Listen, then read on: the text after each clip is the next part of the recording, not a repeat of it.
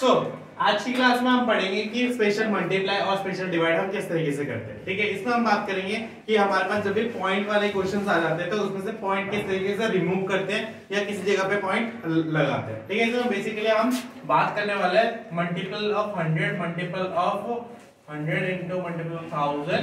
ठीक है, इन सब की बात करेंगे। लेट्स सपोज पहले मल्टीप्लाई करते हैं, है ना। लेट्स सपोज मेरे को मल्टीप्लाई करना है 557 इंटू में 100। तो हम पहले कैसे मल्टीप्लाई करते थे? पहले 100 लिखते थे, नीचे 57 लिखते थे और फिर 007, ठीक है, फिर 005, फिर जो ऐड करते थे, है ना, इस तरीके से करते थे। बट इस तरीके से ना करने की जगह सिंपल क्या करना है, सबसे पहले 57 को लिखना है, ठीक है, और पीछे 2 0 है ना, तो उसके पीछे 2 0 लगा दो। समझ में आ गया? पीछे 2 0 तो 2 0 लगा दो। इसी तरीके से क्वेश्चन करते हैं 235। इसको अगर मैं मल्टीप्लाई करूंगा 1000 से तो कितनी बड़ी मल्टीप्लिकेशन होगी? तो कुछ नहीं करना, सबसे पहले जो नंबर है इसको लिख दो 235 और 3 0 लगा दो, हो गया, सब स्पेशल मल्टीप्लाई हो गए। इस तरीके से आप 45 को 10 से मल्टीप्लाई करोगे कितना आएगा? 450, है ना।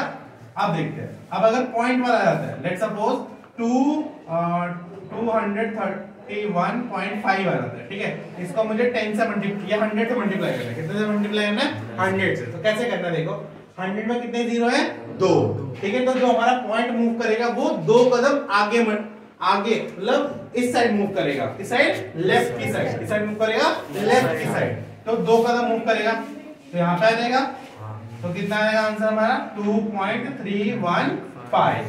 फिफ्थ क्वेश्चन में क्या होगा कि हमारा जब भी पॉइंट वाला मल्टीप्लिकेशन होगा, जैसे 43.25 है ना, 44, इसको हम 10 से मल्टीप्लाई करेंगे। कैसे करेंगे? 10 से। तो हमारा पॉइंट है वो राइट साइड की तरफ क्या करेगा? मूव करेगा। तो और कितना कदम मूव करेगा? अगर 10 से मल्टीप्लाई कर रहा है तो 1 कदम मूव करेगा। तो ये पॉइंट कहाँ चला जाएगा?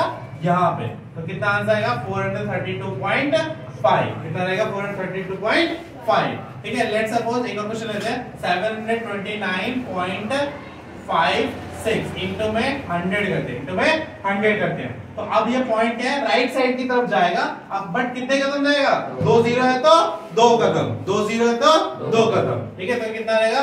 72956.0 या तो 0.0 लिखो या तो मत लिखो, कोई फर्क नहीं पड़ता, ठीक है। यहाँ से क्या लिखना होता है? जितने जीरो उतने कदम, जितने जीरो उतने कदम, वो भी कौन सी डायरेक्शन में? राइट डायरेक्शन में। कौन सी डायरेक्शन में? राइट साइड पे। कौन सी साइड पे? राइट साइड पे, ठीक है।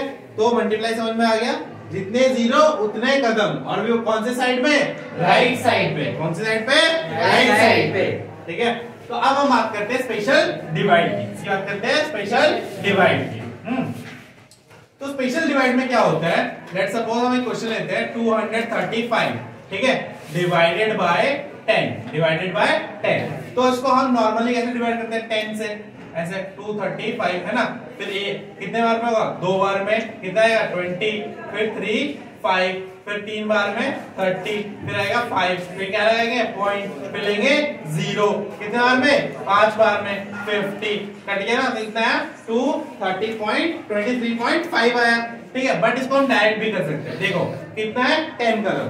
तो लेट्स सपोज हम अज्यूम कर लेते हैं हमारा पॉइंट क्या है? 5 के पीछे से स्टार्ट होगा। हमेशा क्या होगा?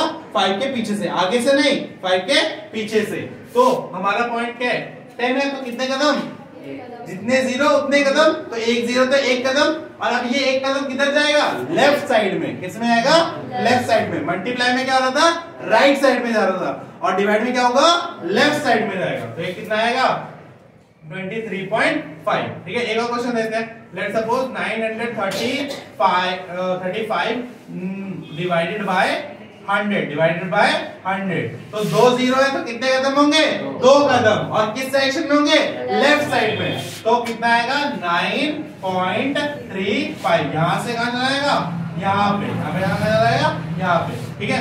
अब एक क्वेश्चन लेते हैं पॉइंट वाला, एक पॉइंट वाला लेते हैं। तो लेट्स सपोज 325.5 4 है। क्या है? 0.4 है। इसको मैं डिवाइड कर रहा हूं किससे? 10 से। किससे डिवाइड कर रहा हूं? 10 से। तो मेरा पॉइंट किधर मूव करेगा? लेफ्ट साइड में। और कितने कदम मूव करेगा? एक कदम। कितने कदम मूव करेगा? एक कदम। तो एक कदम इधर मूव कर जाएगा तो कितना आएगा? 32.54। ठीक है। तो डिवाइड और मल्टीप्लाई का स्पेशल वाला समझ में आ गया कि मल्टीप्लाई में क्या होता है? मल्टीप्लाई में जब भी जो डेसिमल होता है वो किधर मूव करता है?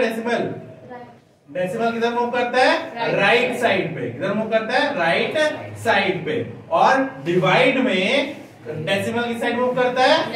लेफ्ट साइड पे। किधर मूव करता है? लेफ्ट साइड पे।